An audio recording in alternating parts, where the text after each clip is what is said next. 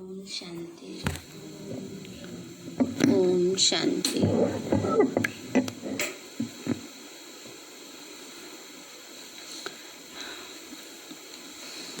आज प्यारे बाबा की 4 तारीख के महावाक्य हैं। बाबा बोले, मीठे बच्चे, बेहद का बाबा आया है तुम बच्चों का ज्ञान से श्रृंगार करने। किस लिए आए हैं बाबा? हम बच्चों का ज्ञान से श्रृंगार करने। ऊंचा पद पाना है तो सदा श्रृंगारे हुए रहो। ऊंचा पद पाना है तो सदा श्रृंगारे हुए रहो। प्रश्न है, किन बच्चों को देखकर बेहद का बाप बहुत खुश होते हैं? बाबा बोले, जो बच्चे सर्विस के लिए एवर रेडी रहते हैं, अलौकिक और पारलौकिक दोनों बाप को पूरा फॉलो करते हैं, ज्ञान योग से आत्मा को श्रृंगारते हैं, पतितों को पावन बनाने की सेवा करते हैं, ऐसे बच्चों को देख बेहद के बाप को बहुत खुशी होती है। बाप की चाहना है मेरे बच्चे मेहनत करके ऊंचा पद पाएं। बाबा कहते हैं बाप की चाहना है मेरे बच्चे मेहनत करके क्या करें? ऊंचा पद पाएं। ओम शांति। रूहानी बाप रूहानी बच्चों प्रति कहते हैं, मीठे मीठे बच्चों, जैसे लौकिक बाप को बच्चे प्यारे लगते हैं, वैसे बेहद के बाप को भी बेहद के बच्चे प्यारे लगते हैं। बाप बच्चों को शिक्षा सावधानी देते हैं कि बच्चे ऊंचा पद पाएं, है ना। बाबा कहते हैं बाबा बच्चों को सावधानी देते। क्यों दे रहे हैं सावधानी? बच्चे पुरुषार्थ करके ऊंचा पद पाएं। यही बाप की चाहना होती है, लौकिक में भी होती है ना। तो बेहद के बाप की भी यही इच्छा रहती है, बच्चों को ज्ञान और योग के गहनों से श्रृंगारते हैं। तुमको दोनों बाप बहुत अच्छी रीति श्रृंगारते हैं कि बच्चे ऊंचा पद पाएं। अलौकिक बाप भी खुश होते हैं तो पारलौकिक बाप भी खुश होते हैं। जो अच्छी रीति पुरुषार्थ करते हैं उन्हों को देखकर गाया भी जाता है, फॉलो फादर। बाबा ने कहा अच्छा पुरुषार्थ करेंगे तो देख करके कहा जाएगा ना। तो दोनों को फॉलो करना है। एक है रूहानी बाप और दूसरा फिर है अलौकिक फादर। तो पुरुषार्थ करके ऊंचा पद पाना है। कितने बाबा हमें बार बार अटेंशन दिला रहे हैं किस बात पर? बच्चे पुरुषार्थ करके ऊंचा पद पाना है। पेपर से पहले तैयारी कराते हैं ना, रिवीजन कराते हैं, तो कहते हैं इस बात को अच्छे से वेरी वेरी वेरी इम्पोर्टेंट है ये, है ना। कहते हैं ना ये क्वेश्चन ज़रूर आएगा एग्ज़ाम में, तो उसको अच्छे से पक्का करो। ऐसे ही बाबा भी कहते हैं बच्चे पुरुषार्थ करो ऊंचा पद पाने के लिए। तुम जब भट्ठी में थे तो सबका ताज सहित फोटो निकाला गया था। बाप ने तो समझाया है लाइट का ताज कोई होता नहीं। जैसे स्थूल ताज तो दिखाई देता है ना, बाबा ने कहा लाइट का ताज कोई स्थूल में दिखता नहीं है, पर ये आत्मा की पावर की निशानी है, वाइब्रेशंस की निशानी है। यह एक निशानी है पवित्रता की जो सबको देते हैं। ऐसे नहीं कोई सफ़ेद लाइट का ताज होता है। यह पवित्रता की निशानी समझाई जाती है। पहले पहले तुम रहते हो सतयुग में, तुम ही थे ना। बाबा कह रहे हैं बच्चे तुम ही थे ना। बाप भी कहते हैं आत्माएं और परमात्मा अलग रहे बहुकाल, और सुंदर मेला कर दिया जब सतगुरु मिला दलाल। तुम बच्चे ही पहले पहले आते हो, फिर पहले पहले तुमको ही जाना है। मुक्ति धाम के गेट्स भी तुमको खोलने हैं।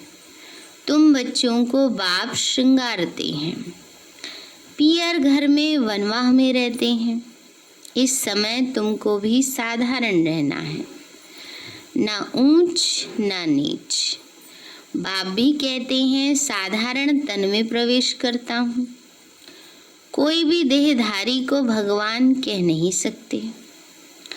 मनुष्य मनुष्य की सदगति कर नहीं सकते। सदगति तो गुरु ही करते हैं।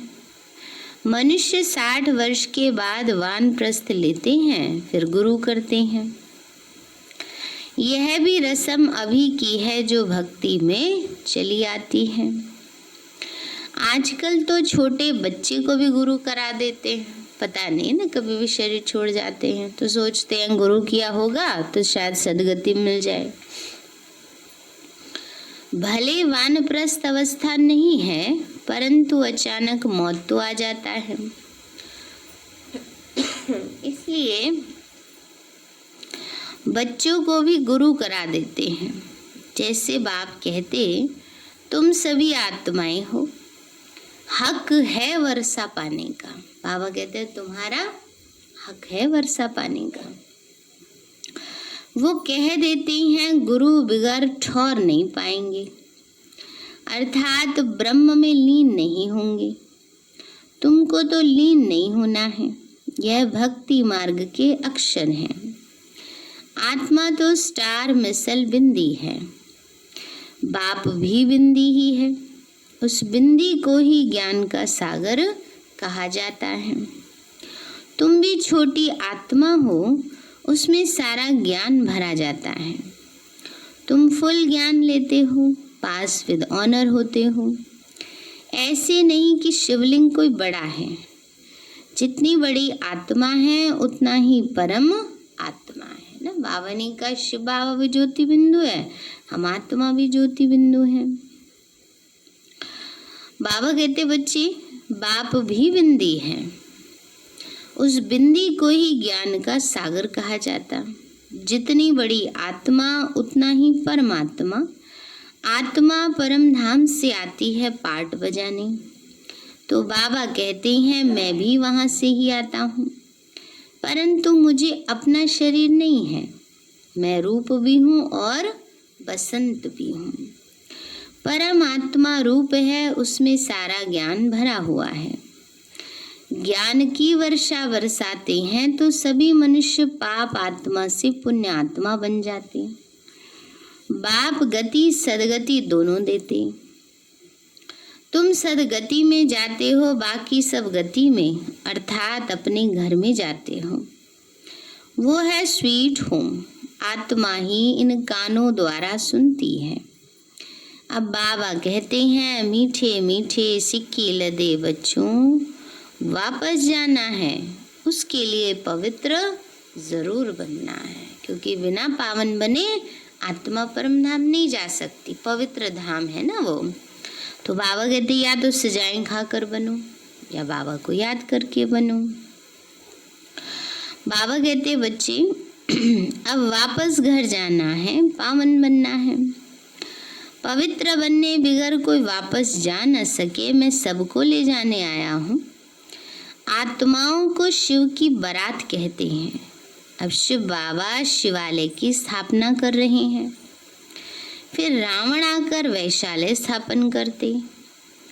वाम मार्ग को वैशालय कहा जाता है। बाबा के पास बहुत बच्चे हैं जो शादी करके भी पवित्र रहते हैं। जैसे हमारे यज्ञ में मिसाल है कितने, रमेश भाई जी और उषा दीदी उनकी युगल थी, बॉम्बे वाली ना। फिर दिल्ली में भी बहुत मिसाल है ना, मालवीय नगर वाली सुंदरी दीदी, लक्ष्मण भाई जी, शुक्ला दीदी, सुंदरलाल भाई जी ना। इनका सबका बाबा की श्रीमत के आधार से ही विवाह हुआ, क्योंकि घर वालों का बहुत बंधन था, बहुत प्रेशर था, शादी करो ना, तो इसीलिए उस आत्मा को बंधन से छुड़ाने के लिए ऐसा किया। लेकिन पहले दिन से ही बाबा के यज्ञ में समर्पित हो गए, तो घर वालों का ये बंधन छूट गया कि शादी करो ना। और बाबा सबको ये राय नहीं देते हैं, बाबा सबके लिए ऐसा नहीं कहते हैं। ये कई कुमार कुमारी आजकल समझते हैं बाबा ही तो कहता है ना, बाबा ने भी तो बहुत शादियां कराई हैं, तो ठीक है ना, ज्ञान में भी चल लेनी है और ऐसे ज्ञानी से भी शादी कर लेंगे। लेकिन नहीं, बाबा कहते हैं अब वो बात नहीं रही है, अब उतना बल आत्मा में नहीं है। बाबा कहते क्योंकि अभी तो इतने कोई बंधन भी नहीं होते हैं ना, पहले तो मारने तक की स्थिति आ जाती थी ना, लेकिन अब तो अगर परिवार वाले नहीं भी चलते पर उनको ये तो पता है ना पवित्रता का जीवन जी रहे हैं, तो फिर भी चलो पूरी तरह सहयोग नहीं देते हैं तो इतना ज़्यादा वो भी नहीं करते हैं। पहले तो बहुत ज़्यादा स्थिति खराब कर देते थे, जंजीरों से बांध देते थे, कमरे में बंद कर देते थे, खाना नहीं देते थे। एक बारी तो पंजाब में एक बहन के लिए उसका भाई कहते तुझे सेंटर जाने ही नहीं दूंगा ना, अब तू जाके दिखाना। तो पहले वहाँ क्या होता था, सवेरे 4 बजे अमृत वेला करने भी सारे भाई बहन जाते थे, उसके बाद फिर मुरली सुनकर आते थे। अब जैसे रात भर पहरे पर बैठा रहा भाई तलवार लेकर के और जैसे ही 4 बजे उसको ऐसी गहरी नींद आई कि वो बहन सेंटर जाके आ भी गई, उसकी नींद ही नहीं खुली। तो इसलिए बाबा कहते हैं बच्चे ये तो अपने अंदर आत्मा का बल चाहिए, अगर अंदर से खुद स्ट्रांग है तो कैसी भी स्थिति है तो अपन पार कर जाएंगे। बाबा कहते हैं बच्चे सन्यासी तो कहते हैं ये तो हो नहीं सकता जो दोनों इकट्ठे रह सकें।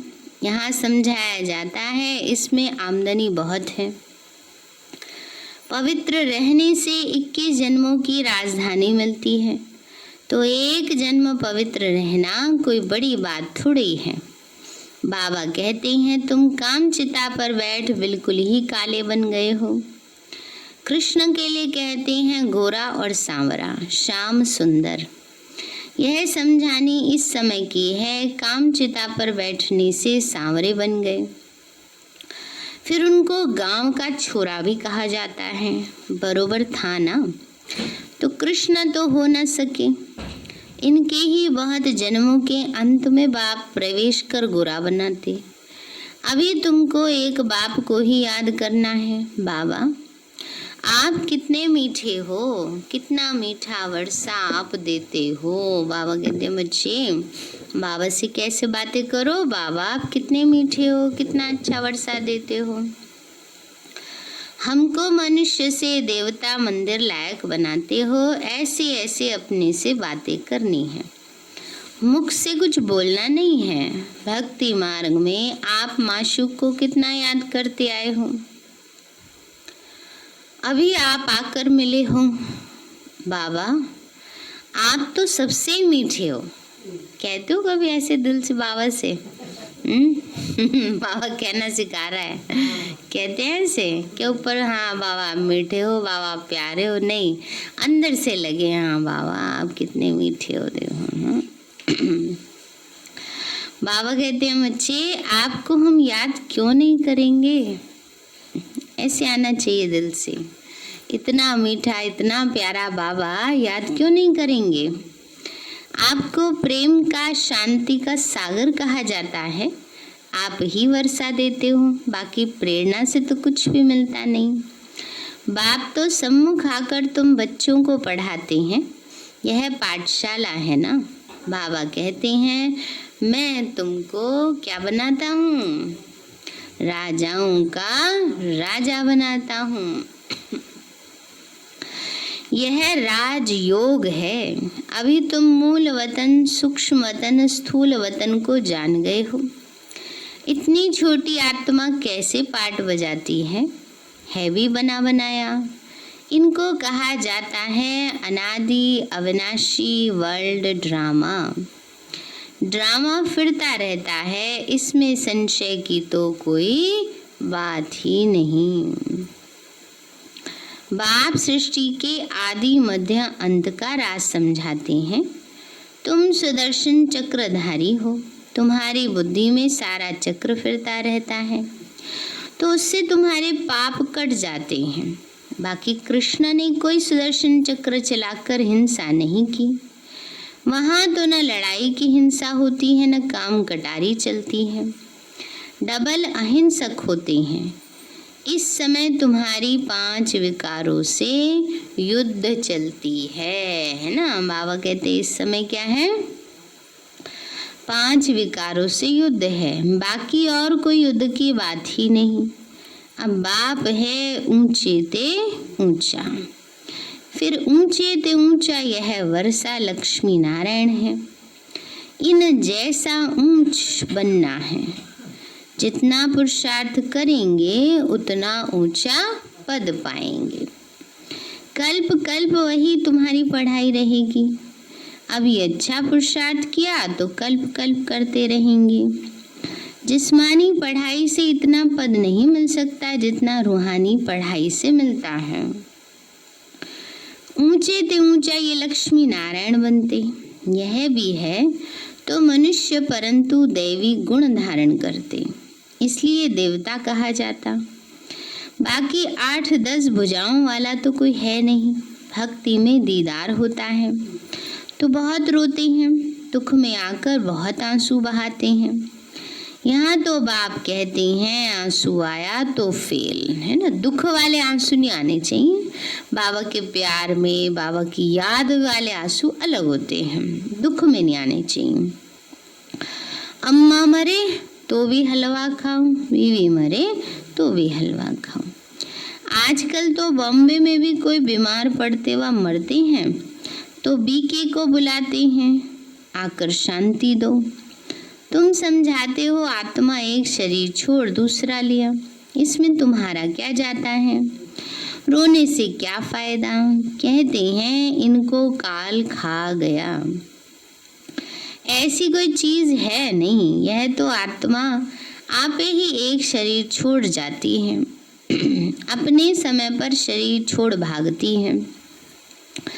बाकी काल कोई चीज नहीं है। सतयुग में गर्भ महल होता है, सजा की तो बात ही नहीं। वहाँ तुम्हारे कर्म अकर्म होते हैं। माया ही नहीं जो विकर्म हो तो तुम विकर्मा जीत बनते हो। पहले पहले विकर्मा जीत संवत चलता है, फिर भक्ति मार्ग शुरू होता है। विकर्मा जीत संवत का मतलब ऐसा समय चलता है जहाँ सबने विकर्मों के ऊपर जीत पाई हुई है, विकारों के ऊपर जीत। तो सतयुग और त्रेता में सबकी अवस्था विकर्मा जीत स्थिति वाली होती है, और द्वापर से सब विकारों के वश होकर विकर्म करने लगते हैं, तो इसलिए तब से विक्रमी संवत शुरू हो जाता है। बाबा कहते इस समय जो विकर्म किए हैं, बाबा ने कहा फिर भक्ति मार्ग शुरू होता जो तो राजा विक्रम का संवत शुरू होता। इस समय जो विकर्म किए हैं उन पर जीत पाते हो, इसलिए नाम रखा जाता है विकर्मा जीत। फिर द्वापर में विक्रम राजा हो जाता है, विकर्म करते रहते हैं। सुई पर अगर कट चढ़ी हुई होगी, चंक लगी होगी, तो क्या नहीं होगा, हैं? सिलाई नहीं होगी और चुंबक नहीं पकड़ेगी। चुंबक कौन है? शिव बाबा। सुई कौन है? बच्चे, है ना। और जंक माना मैल चढ़ी हुई आत्मा पर, है ना। आत्मा पर मैल चढ़ी हो तो बुद्धि बाबा की तरफ खींचती नहीं है। जितना पापों का कट उतरती जाएगी तो चुंबक खींचेगा। बाप तो पूरा प्योर है, तुमको भी पवित्र बनाते हैं योग बल से। जैसे लौकिक बाप भी बच्चों को देखकर खुश होते हैं, बेहद का बाप भी खुश होता है बच्चों की सर्विस पर। बच्चे बहुत मेहनत भी कर रहे हैं, सर्विस पर हमेशा एवर रेडी रहना है। तुम बच्चे हो पतितों को पावन बनाने वाले ईश्वरीय मिशन। अभी तुम ईश्वरीय संतान हो, बेहद का बाप है और तुम सब भाई बहन हो। बस और कोई संबंध नहीं है। बाबा कहते हैं बच्चे बस और कोई संबंध नहीं है। मुक्ति धाम में है ही बाप और तुम आत्माएं भाई भाई। फिर तुम सतयुग में जाते हो तो वहाँ एक बच्चा एक बच्ची। यहाँ तो बहुत संबंध होते हैं, कितने लंबे चौड़े रिश्ते होते हैं, उनको याद करना भी मुश्किल। बाबा कहते हैं वहाँ ज़्यादा विस्तार ही नहीं है। चाचा मामा काका आदि कितने संबंध हैं। मूल वतन तो है ही स्वीट होम मुक्ति धाम। उसके लिए मनुष्य कितना यज्ञ तप आदि करते हैं, परंतु वापस तो कोई भी जा न सके। गपोड़े बहुत मारते रहते हैं। सर्व का सदगति दाता तो एक ही बाप है, दूसरा ना कोई। तो अभी तुम हो संगम युग पर, वहाँ है ढेर मनुष्य। सतयुग में बहुत थोड़े होते हैं। स्थापना और विनाश होता है। अभी अनेक धर्म होने के कारण कितना हंगामा है। तुम 100% सॉल्वेंट थे, फिर 84 जन्मों के बाद 100% इंसॉल्वेंट बन पड़े हो। अब बाप आकर सबको जगाते हैं। अब जागो, सतयुग आ रहा है, अब जागो। बाबा सबको जगा रहे हैं, सतयुग आ रहा है बस। सत्य बाप ही तुमको 21 जन्मों का वर्षा देते तो भारत ही सचखंड बनता है। बाप सचखंड बनाते, झूठ खंड फिर कौन बनाते? 5 विकारों रूपी रावण। रावण का कितना बड़ा बुत बनाते हैं, फिर उनको जलाते हैं, क्योंकि ये है नंबर 1 दुश्मन। मनुष्यों को ये पता नहीं कि कब से रावण का राज्य शुरू हुआ। बाप समझाते हैं आधा कल्प है राम राज्य, आधा कल्प है रावण का राज्य। बाकी रावण कोई मनुष्य नहीं जिसको मारना है। इस समय सारी दुनिया पर रावण राज्य है। बाप आकर राम राज्य स्थापन करते, फिर जय जयकार हो जाती, वहाँ सदैव खुशी रहती। वो है ही सुख धाम। इसको कहा जाता है पुरुषोत्तम संगम युग। तो बाबा कहते हैं इस पुरुषार्थ से तुम यह बनने वाले हो। तुम्हारे चित्र भी बनाए थे, बहुत आए, फिर सुनंती कथनती और भागंती हो गए। बाप आकर तुम बच्चों को बहुत प्यार से समझाते हैं। बाप टीचर प्यार करते, गुरु भी प्यार करते। तो सदगुरु का निंदक ठौर ना पाए। तुम्हारी एम ऑब्जेक्ट सामने खड़ी है। उन गुरुओं के पास तो एम ऑब्जेक्ट कोई होती नहीं।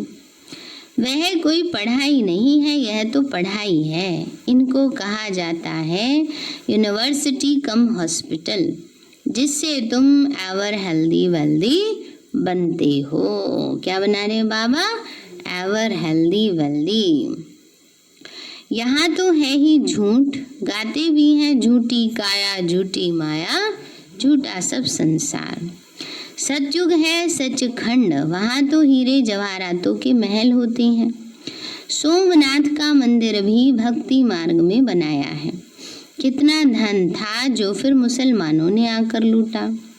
बड़ी बड़ी मस्जिदें बनाई। बाप तुमको कारून का खजाना देते हैं। शुरू से ही तुमको सब साक्षात्कार कराते आए हैं। अल्लाह अव्वल दीन बाबा है ना। तो पहला धर्म स्थापन करते हैं, वो है डीटिज्म। जो धर्म नहीं है वह फिर से स्थापन होता है। सब जानते हैं प्राचीन सतयुग में इन्हों का ही राज्य था, उसके ऊपर तो कोई है नहीं। डीटी राज्य को ही पैराडाइज कहा जाता है। अभी तुम बच्चे जानते हो, फिर औरों को बताना है। सबको कैसे पता पड़े, जो फिर ऐसे कोई उलैना ना दे कि हमको पता ही नहीं पड़ा। तुम सबको बतलाते हो, फिर भी बाप को छोड़कर चले जाते हैं। ये हिस्ट्री मस्ट रिपीट, माना हिस्ट्री जो है वो रिपीट ज़रूर होती है। बाबा के पास आते हैं तो बाबा पूछते हैं आगे कभी मिले हो? क्या कहेंगे? कहते हैं हाँ जी बाबा, 5000 वर्ष पहले हम आप मिलने आए थे, बेहद का वर्षा लेने आए थे। कोई आकर सुनते हैं, कोई को साक्षात्कार होता है ब्रह्मा का तो वो याद आता है, फिर कहते हैं हमने तो यही रूप देखा था। तो बाप भी बच्चों को देखकर खुश होते हैं। तुम्हारी अविनाशी ज्ञान रत्नों से झोली भरती है, ये तो पढ़ाई है। 7 दिन का कोर्स लेकर फिर भले कहाँ भी रहकर मुरली के आधार पर चल सकते हो। 7 दिन में इतना समझाएंगे जो फिर मुरली को समझ सकेंगे। बाप तो बच्चों को सब राज अच्छी रीति समझाते रहते हैं। अच्छा मीठे मीठे सिक्के लदे बच्चों प्रति माता पिता प्यार और गुड मॉर्निंग। रूहानी बाप की रूहानी बच्चों को नमस्ते। रूहानी हम बच्चों की रूहानी माता पिता बाप दादा नमस्ते नमस्ते नमस्ते बाबा नमस्ते।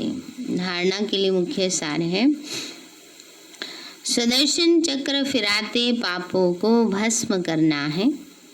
रूहानी पढ़ाई से अपना पद श्रेष्ठ बनाना है।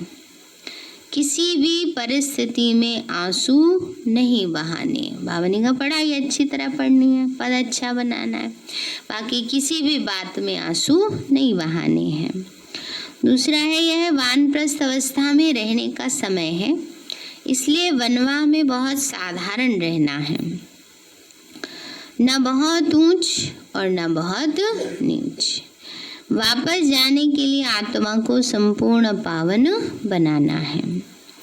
वरदान दिया बाबा ने, मनन शक्ति द्वारा बुद्धि को शक्तिशाली बनाने वाले मास्टर सर्वशक्तिवान भव।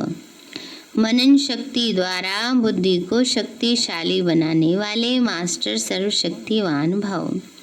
बाबा बोले मनन शक्ति ही दिव्य बुद्धि की खुराक है। जैसे भक्ति में सिमरन करने के अभ्यासी हैं, ऐसे ज्ञान में स्मृति की शक्ति है।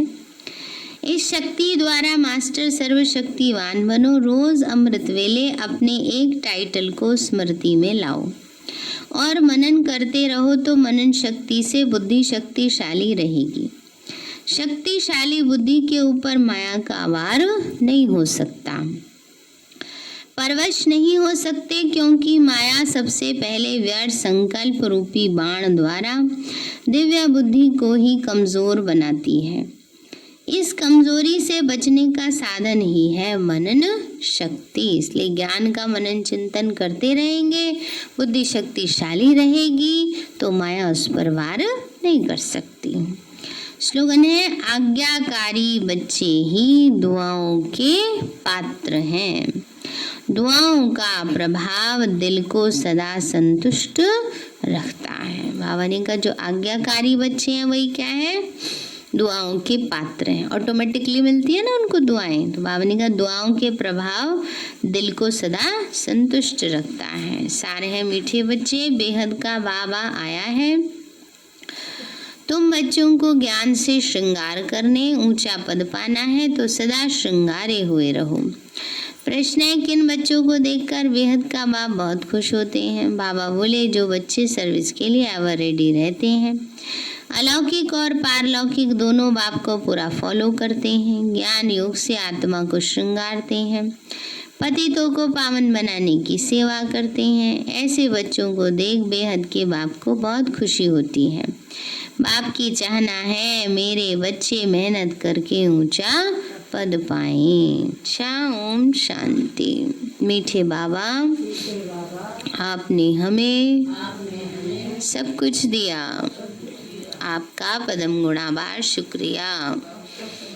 प्यारे बाबा, आप हमें ज्ञान गुणों शक्तियों वरदानों और सद्बुद्धि से भरपूर करते हो, आपका बार बार शुक्रिया। मीठे बाबा, आपने मुझ आत्मा को, इस सेवा स्थान को, विश्व की सर्वात्माओं को निर्विघ्न बनाया, आपका बार बार शुक्रिया। प्रकृति के पांचों तत्वों का भी शुक्रिया। साइंस के साधनों का भी शुक्रिया, लौकिक अलौकिक परिवार का भी शुक्रिया, हे तन तुम्हारा भी शुक्रिया, विश्व की सर्व आत्माओं का और ब्रह्मांड की सारी शक्तियों का सब प्रकार का सहयोग देने के लिए शुक्रिया। मीठे बाबा, मुझ आत्मा ने जाने अनजाने में जिन भी आत्माओं को मनसा वाचा कर्मणा दुख दिया है, मैं उन सभी से क्षमा चाहती हूँ। मुझे क्षमादान दिलाओ। और जिन आत्माओं ने मुझे दुख दिया है, विघ्न रूप बने हैं, मैं उन सभी को दिल से क्षमा करती हूँ। सबका कल्याण हो, सबको सुख शांति सद्बुद्धि मिले और बाबा के सेंटर की सेवाएं खूब बढ़ती जाएं। शिव बाबा से सारी शक्तियां मुझ आत्मा में समा रही हैं, पूरे शरीर में फैल रही हैं,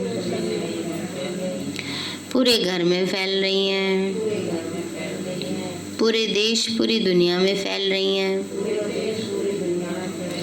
सब प्रकार के वायरस नष्ट होते जा रहे हैं। मैं आत्मा परम धाम में चमकती हुई मणि हूँ। सतयुग में पावन देवताई शरीर में हूँ। मैं अष्टभुजाधारी देवी दुर्गा हूँ। विघ्न विनाशक गणेश हूँ। मैं बाबा की छत्र छाया में पलने वाली सर्वश्रेष्ठ ब्राह्मण आत्मा हूँ। मैं फरिश्ता हूँ। ओम शांति।